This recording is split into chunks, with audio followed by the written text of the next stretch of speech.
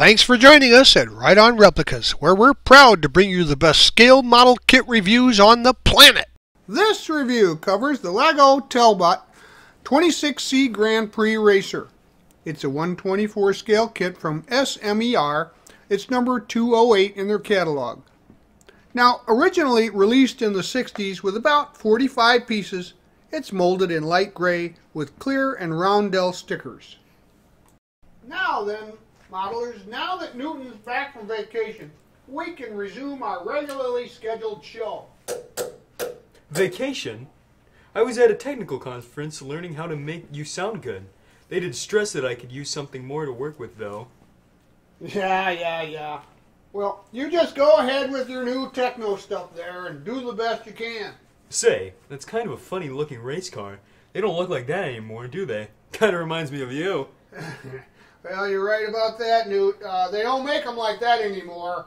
But in the late 40s, this was one of the best around. And for the first half of the 20th century, most race cars looked similar to this one. So did this one win any races? It sure did. The 26C made its racing debut in the 1948 Monaco Grand Prix and took second place. And then it won the Belgian and French Grand Prix races in 1949. A modified two-seat version even won the 1950 24 Hours of Le Mans. Now the 26C had a 4.5-liter straight six and a 4-speed Wilson pre-selector gearbox. And when you're done with the model, it'll be about 6.5 inches long, 2.5 inches wide, and 1 3/4 inches high. Here are the kit's contents, and as you can see, they're all molded in light gray, even the tires. And there's a bag there with the roundels in it, along with a few clear plastic pieces. But unfortunately, some of the pieces get lost because these boxes that were made a very long time ago tend to split out at the corners, and any piece that comes off of the trees is just lost out the corners because they weren't bagged back then. We'll be using a variety of adhesives that we'll describe along the way, but just remember to heed the safety and use guidelines by the manufacturers of any of the products that you see or hear used in the review. And so here are those roundels with the number 24 on them. Unfortunately, they're paper and discolored, and they also were fairly misprinted. The register was very bad, so we ended up having to make some new ones. Looking things over, it's pretty evident that we're going to have to do a variety of things to prepare this body for construction. So it starts with the main left half of the body there, where there's a large sprue connection or tab up at the top that needs to be carefully removed and sanded off. We'll be doing a lot of test fitting on this model, and also remember to remove any paint when you're gluing parts together to get a good bond. Up in the front end there, just behind the nose piece, there was some flash that prevented the thing from going together, and also a tab that didn't seem to want to locate the nose piece properly, so I removed the flash and I also removed the tab. The lower portion of the body has sinks and a sprue tab right in the center there, as well as a longitudinal parting line that'll all have to be addressed. I'll show you a variety of ways to take care of missing pieces. And in this instance, one of the spinner caps was missing, so I put a piece of sprue on the back of it with some glue, and then I opened up an egg with silly putty in it. I then made some impressions and tried to fill it with some of the epoxy I had mixed up, but I couldn't get the epoxy into the tiny little spinner ends. So I used some liquid CA glue and just poured it into the impressions, added a touch of accelerator, and my parts were available. Just clean it off as it'll stick more to the silly putty than epoxy, and you can use that. You can see it here in the center. It's not perfect, but it looks pretty good by itself on a wheel. Next, I located the side view mirrors and glued those into the locations on each side of the body. With the body mocked up and together, I test fit the engine cover and found that it didn't quite fit exactly right onto the opening there. So I went ahead and used a hobby knife to thin those locators off on each side of the engine bay. Along with the other side, this half circle here represents the front portion of the engine mount. And there's some flash in that you'll have to clean out and clean that up nicely for a mount point for the front of the engine. Speaking of which, now we'll locate the basic engine pieces. And as you see here, it's a very basic engine. It's a block halves, 2 valve covers, and the front end, and no other detail. So it's a very simple motor. It just serves to hold the position there and represent it. I used some liquid cement to assemble the block halves in the front end. And then I put some tape across the cylinder head area because I wanted a nice clean bond when I put the valve covers on. And I also put a toothpick into a hole that I drilled in the back so that I could paint the unit, which I did in a metallic graphite. Locate these pieces and clean up the circle portions there that go on each end of the air intake. And I'm going to show you how I detailed this, but it's actually a pretty good representation of the real thing. First, I wrapped it in foil, as they seem to look like a very highly polished aluminum in most of the photos that I've found. And just the upper portion, I did this too. And then the uprights I painted aluminum, and the ends were painted with some semi-gloss black. I cleaned up the valve covers and then once again glued a toothpick into the underside and painted those flat black and prepped them for assembly with some liquid cement on top of the motor. So here you see the whole thing finished. That's it, except for the exhaust manifold. Also, note that the air intake has been left off. And that's for location purposes, so we'll leave that off until after the engine and hood are in place. Now we can get the parts out for the wheels. And those clear round pieces are representative of wire wheels. And I toyed with the idea of trying to paint the spokes, but they're so thin you'd probably just make a mess of it. Nonetheless, when you put them in place, the shadows appear to be the wire wheel on the back side of the wheel. And so I left them as is, as a representation of the actual car. Assemble the wheels halves with some clear cement, and then clamp them together and let them dry so that they keep the seams at a minimum. After you clean up the tires and the seams, all of these pieces may need some silver color, and so those will be painted all at one time and prepped for later or assembly, or in the case of the intake, that was done by hand. But here we see the tire, and you put some masking tape on that and then trim that away with a sharp hobby knife. Spray the centers silver, and then the outsides with a black, rubber black, and then get ready to apply the inserts there for the wheel spokes. And once they're applied, at certain angles, you see the white glue here is actually still wet, but it'll dry nice and clear. But those circles there that they supplied actually have shadows in the back, which makes it look like there's some depth to the wire wheel. I also found that there were some of the foot pedals missing, so I simply made new ones out of some 40 by 60 strip stock from Evergreen. And then I went ahead and clipped a sprue piece for the round portions and a tiny strip of Evergreen sheet there to make the gas pedal. After the pedal assemblies had dried, it was time to install the floorboard into the left side of the body. So there's a little locating ramp inside on the left, and you're going to scrape your paint off there and place it behind as well as against the floor and the firewall.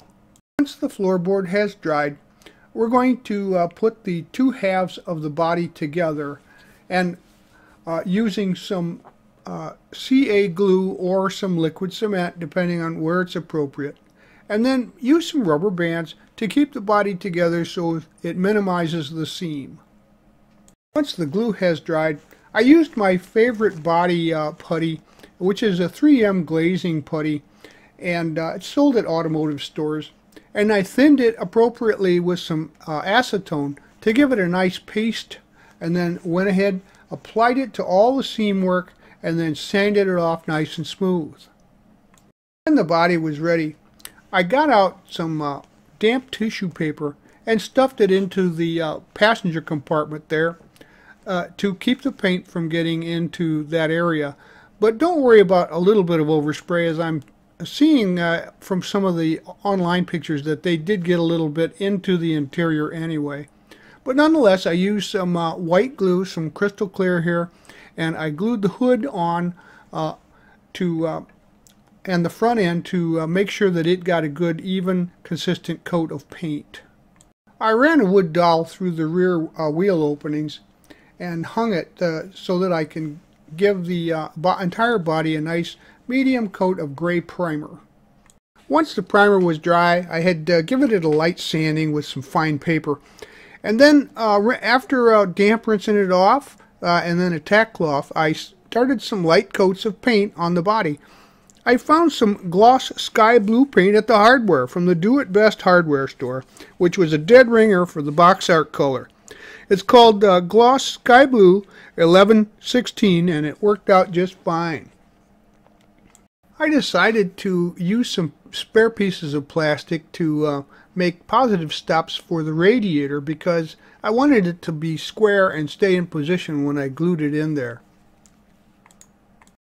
After doing a little more finishing with some of the MIG panel accent stuff I put into the radiator core area, I also noticed that there was a molding discrepancy there, and since it already had some ejector pin marks on it, I decided to turn this radiator around and use the other side, but that necessitated removing the radiator cap, which would then be pointed in the wrong direction. So I took it off and went ahead and glued the radiator in position in the nose piece. I then did a little work on the nose piece, and this front end does not really look like the real car, which had a screen mesh grille. So to make the best of it, I put some foil on the end of the nose piece, trimmed it off around its area there, and then I went ahead and added some more of that MIG panel line accent to accentuate the recesses. Next, I gathered up these pieces to begin mocking up and gluing them together, including the engine. And the radiator then was actually then finally glued into position, and the nose piece put on the front end. It's mocked up there. Now the engine gets glued into place, and you'll find that you need to locate a little bar on the back end of there, indicated by the red arrows, right inside of two little raised slots that the back end fits into, as well as that front motor mount that we had to clean out earlier. I used some slow setting glue, some tube glue on this to make sure that I could adjust the motor for position if needed. Then I went ahead and used some slow setting glue again on the intake uprights that go into the right side of the motor.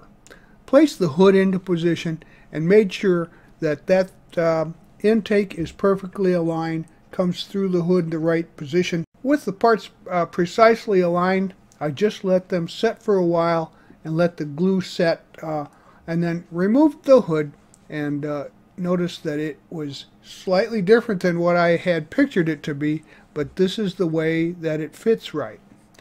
Also, now with the hood off, we're going to reposition that radiator cap up on the front end there, and that gets turned around so that the lever faces forward. So we glued that into position, and also the front end there gets a hose, a radiator hose, that will go into the radiator and the top of the engine mount.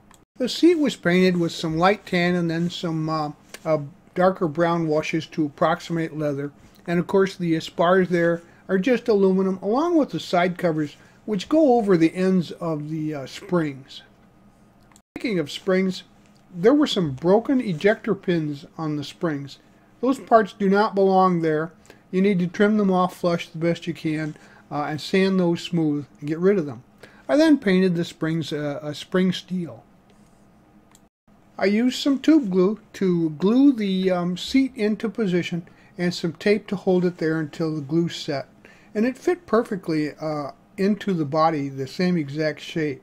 And staged the springs. We're going to put those in right now. As you can see, the outside of the spring extends to the back end of the body, and there's a little nub there to post it on. And then the inside of the spring has a little nub on the inside of the body, and it is glued to that.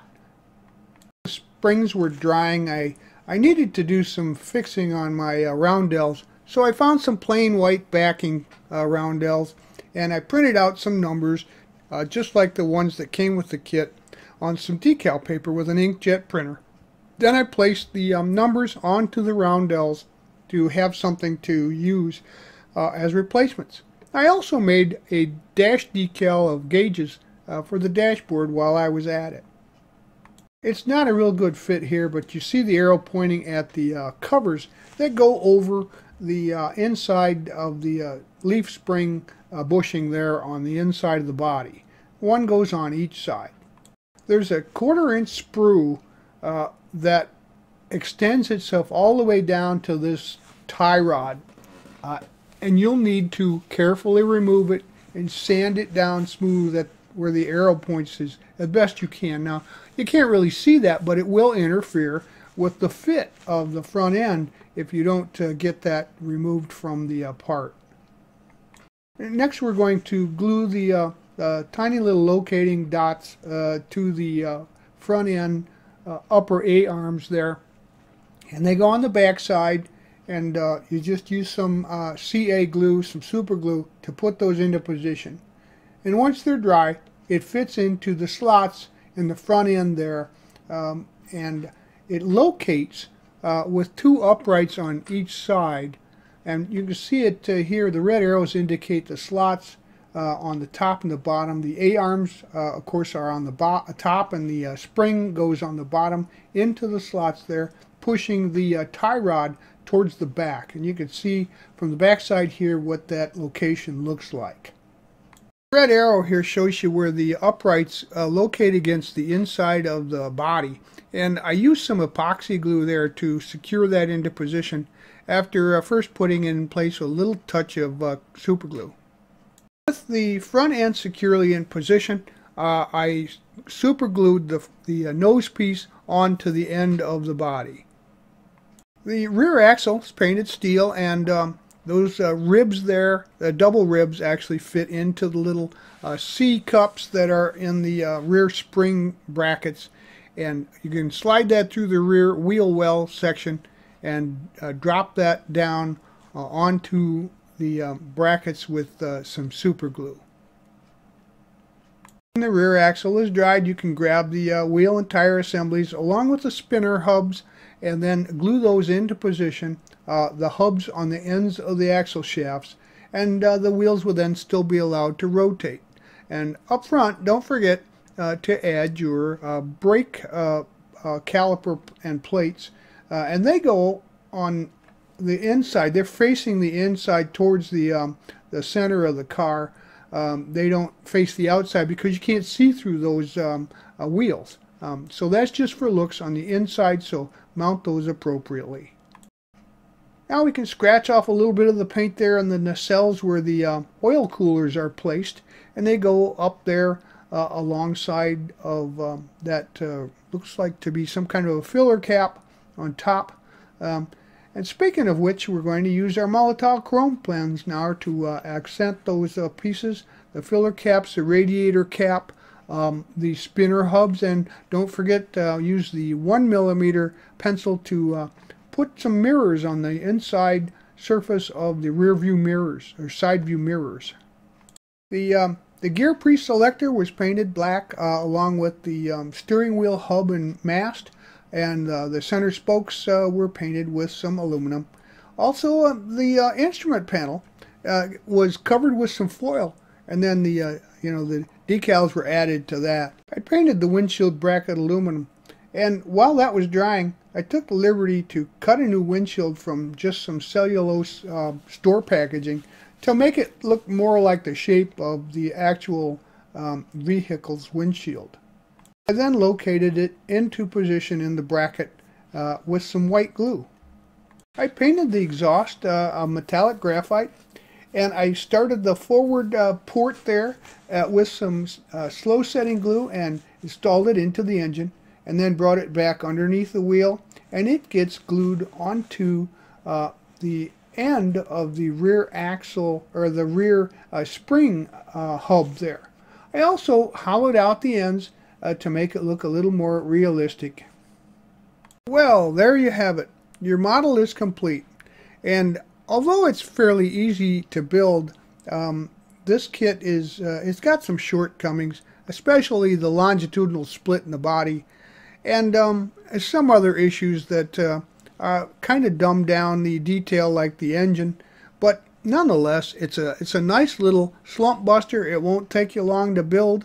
It's not overly complicated, but you know what? When you get it all together and put it on your shelf, it looks pretty nice, actually. I wouldn't recommend it for the novice just because of some of those issues, but nonetheless, it's a build that's worthy of taking a look at. And they're still producing these. SMER is still reboxing this kit and putting it out in newer box versions. And also there's some other makers that make the same racer. But it's a historically valuable vehicle, and it was a real winner in its time. And if you want a winner, you should buy one and put it on your shelf. Well, we hope you like this premium step-by-step model kit review. And so that you don't miss any more, please subscribe to our YouTube channel by clicking on the icon in the lower right of any of our reviews. You could also find us on Facebook and our website, rightonreplicas.com. Thanks!